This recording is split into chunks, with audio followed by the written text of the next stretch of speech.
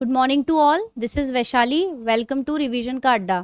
तो जो हमारा एसएसबी का साइकोलॉजिकल असेसमेंट की सीरीज चल रही थी, तो उसमें आज हमारा पहला प्रैक्टिस सेशन है। इससे पहले मैंने एग्जाम्पल्स लेके एक्सप्लेन किया था कि how we have to approach any situation that we are given to. तो आज इसको इस वाले प्रोसेस में I will give you the situation, then I'll give you 10 to 15 seconds to think and do it yourself at your place. So अपने साथ एक pen paper लेके बैठो and try to write the reaction in that particular time limit, क्योंकि वहाँ पे भी आपको इतना ही टाइम मिलेगा। आपको सिचुएशन दिखा दी जाएगी, 15 से 20 सेकेंड का समय मिलेगा, उसमें आपको स्टेटमेंट लिखना होगा, राइट? तो लेट्स स्टार्ट। अब पहला है, you are travelling on a highway when you witness a road accident, an injured motorcyclist is lying on the road while you have only 30 minutes left to report at the SSB center. What will you do? तो ये जो situation है, now I'll give you 15 seconds, ठीक है?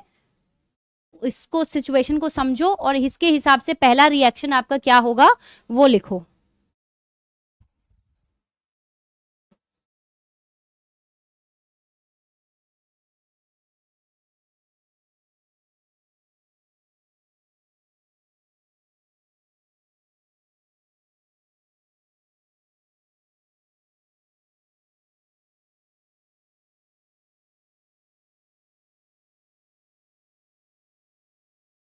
Okay, so now let's see. अब यहाँ पे बात किसकी हो रही है? आपको हाईवे पे एक रोड एक्सीडेंट में एक मोटरसाइकिलिस्ट मिला है and you have only 30 minutes left to report at the SSB centre. What will you do? ठीक है, तो यहाँ पे कोई डिस्टेंस नहीं बता रखा कि इतना डिस्टेंस पे आपका सेंटर है, बस इसमें आपको टाइम लिमिट दी गई है और सामने सिचुएशन दी गई है। अब इसके जो आंसर होंगे, जो जनरली अगर नहीं प्रैक्टिस किया होगा तो हड़बड़ाहट में what will write, I will ignore the accident because my SSB reporting time is more important. अगर आपने कल का वीडियो देखा होगा तो उसमें आई टोल्ड यू कि सिचुएशन को देख के आप, जैसे यहाँ पे टाइम मेंशन्ड है, कल वाली सिचुएशन में टाइम भी मेंशन नहीं था, बस ये था कि आपके साथ वाला भी जो बंदा है वो भी सेम स्पॉट पे जा रहा है, ठीक है, then he face the accident. अब यहाँ पे क्या है, केवल आप अकेले जा रहे हो, तो आप देख रहे हो सिचुएशन अलग है, तो हर सिचुएशन पे आपका रिस्पॉन्स भी अलग ही होना चाहिए। I will take the victim to the hospital myself without informing anyone, I will wait for someone else to help. तो कल लास्ट वाली स्लाइड में मैंने क्या बताया था कि कोई सुपर हीरो वाला काम नहीं करना है या बाय स्टैंडर्ड वाला काम भी नहीं करना, कि उसको छोड़ के चले गए या फिर किसी और का यूल वेट। अगर तुम किसी और के लिए वेट करोगे तो rather than you should help the person instead of waiting for other person. Victim को हॉस्पिटल खुद से लेके जाना, आप खुद उस जगह के लिए नए हो, क्योंकि यूजुअली जो एसएसबी सेंटर्स दिए जाते हैं वो कभी आपको होम टाउन वाले नहीं दिए जाते, आपको अलग अलग सेंटर्स पे रिपोर्ट करना पड़ता है। तो ठीक है, तो आप भी वहां से ज्यादा फैमिलियर नहीं हो, तो यहाँ पे आपको सुपर हीरो वाला स्टैंड नहीं लेना है। आइडियली आपको क्या लिखना है, I will ensure the victims immediate safety, call the emergency service either 108 or 112, seek assistance from the nearby people, inform the police if required। Major तो नहीं है, जो मोटरसाइकिलिस्ट वहां पे पड़ा हुआ है उसको कोई मेजर हार्म तो नहीं हुआ जहां पे पुलिस इन्वेस्टिगेशन की जरूरत है, इसलिए यहाँ पे mention, you have to mention if required. Arranging for the victim to be taken to the nearest hospital and then proceed to the SSB center after ensuring that help has been arranged। तो यहाँ पे आप wait कर रहे थे, here you have taken the initiative। तो वो जो इनिशिएशन वाली जो क्वालिटी है वो यहाँ पे रिफ्लेक्ट हो रही है। अब आप देख रहे हो 15 सेकंड का टाइम मिला है, सिचुएशन को पढ़ के फिर आपको लिखना है, और ये भी आपके यहाँ पे तो अब बड़ा बड़ा दिखाई दे रहा है, तो ये आपको 2-3 लाइन में आपका ये लिखा जाएगा। तो इसके लिए प्रैक्टिस कितनी ज़रूरी है। कई बार क्या होता है, हम बिना प्रैक्टिस के जाते हैं तो आप स्टेटमेंट पूरा लिख ही नहीं पाते, उतने में दूसरा सिचुएशन दिखा दी जाती है, राइट? चलो अब यहाँ पे देखना कौन कौन सी क्वालिटीज। सेंस ऑफ रिस्पॉन्सिबिलिटी, मतलब मैं वहाँ केवल खड़े खड़े नहीं देख रहा हूँ, I have that quality that I can initiate the process of helping that person in need. Initiative, practical intelligence. अब ये होता है ना कि उस समय मेरे को जाने का भी रश है, तो मेरे को खुद भी, मैं उस सिचुएशन में हूं कि मैं क्या करूं इस समय पे, तो वहां पे आपको थोड़ा रीजनेबल होना पड़ेगा, प्रैक्टिकली सोचना पड़ेगा कि सिचुएशन में क्या पॉसिबल सोल्यूशन है, right? Decision making, social responsibility, calmness under pressure and leadership. तो कामनेस यहाँ पे बहुत इंपॉर्टेंट है, ठीक है। तो जब भी ऐसा होता है ना कि कोई नेचुरल डिजास्टर वगैरह हुआ होता है, तो वहां पे आपका जो ये डिफेंस वाले लोग होते हैं वो पहले जाके उनको इवैक्यूएट करने में हेल्प करते हैं। तो वहां पे भी आपका जो है कामनेस देखी जाती है, प्रैक्टिकल इंटेलिजेंस देखी जाती है। मतलब वहां जाके ऐसे अगर भड़बड़ाने वाली सिचुएशन में आप भी उसी तरीके से रिएक्ट करोगे तो you won't and up in any conclusion, right. तो ये क्वालिटीज यहाँ पे आपको देखनी है कि उस प्रेजेंट सिचुएशन में कैसे डिसीजन बनाओगे। चलो, अब दूसरी सिचुएशन है, you are the captain of your college sports team, one of your best player arrives late for the final match. Final match है, लेट आ रहा है, ठीक है, because of his own negligence. If you include him, another player who has been punctual throughout the tournament will have to sit out. What will you do? ठीक है, इसमें भी आपको थोड़ा सोच समझ के ही लिखना है। I'll be giving you 15 seconds to note down your response. So the time starts now.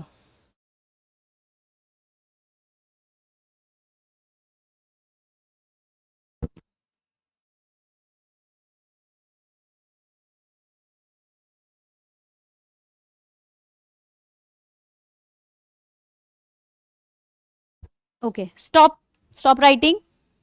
Now see, यहाँ पे आपने देखा क्या था कि स्पोर्ट्स टीम है, फाइनल मैच हो रहा है, पंक्चुअलिटी की बात हो रही है, वो चीज पंक्चुअलिटी खुद ही मेंशन कर रहा है। तो इस चीज में ध्यान रखते हुए आपको रिस्पॉन्स लिखना है। हड़बड़ाहट में बिना सोचे समझे answer, I immediately include my best player because winning is everything. Last match है तो ये थॉट भी आ सकता है कि मेरे लिए जीतना जरूरी है। दूसरा, I will punish him by removing him permanently from the team. अब पहली एक बार लेट आया है तो ऐसा तो नहीं कि आप उसको परमानेंटली हटा दोगे टीम से, ठीक है, प्रैक्टिकली भी सोचो। I let the team decide, match होने वाला है, you won't have that much time कि तुम टीम के ऊपर छोड़ दो कि now you have to decide. Obviously जो पहले से आके प्रैक्टिस करे वो क्यों बोलेंगे कि तुम लेट आने वाले को इंक्लूड करो, ठीक है। स्पोर्ट्समैनशिप होती है, स्पोर्ट्स में भी कुछ आपके रूल्स होते हैं that you have to follow. ये आंसर क्या दिखा रहे हैं, या तो फेवरेटिज्म, क्योंकि वो बहुत अच्छा प्लेयर है, नो मैटर वो पंक्चुअल है या नहीं, but I will include him, तो that is favouritism. Emotional decision making, क्यों, लास्ट मैच है, मुझे तो जीतना है, तो मुझे तो अच्छे प्लेयर को इंक्लूड करना पड़ेगा। This is emotional decision making और लैक ऑफ लीडरशिप, ठीक है। कभी भी लीडर ऐसे डिसीजंस जो है हाथाव में नहीं लेता, he has to properly think, practically सोचना पड़ेगा। अभी आइडियल सोल्यूशन क्या होना चाहिए, I will appreciate the punctual players discipline and allow him to start the match, ठीक है, पंक्चुअलिटी पे ध्यान दो। This is one of the moral of any sports person. I will explain to the late player why punctuality is important. Keep him ready as a substitute. उसको बोलो आधे match में अगर तुम्हारी जरूरत पड़ेगी then you will be included. But अभी already the team is ready. I can't let you in at this point of time. उसको समझाओ ये चीज. If needed, and ensure that team discipline is maintained without compromising the team's performance. ठीक है, तो दूसरे का मोरल डाउन भी नहीं करना है आपको, जो आया है उसको भी डीमोटिवेट नहीं करना है, उसको भी प्रॉपरली समझाना है।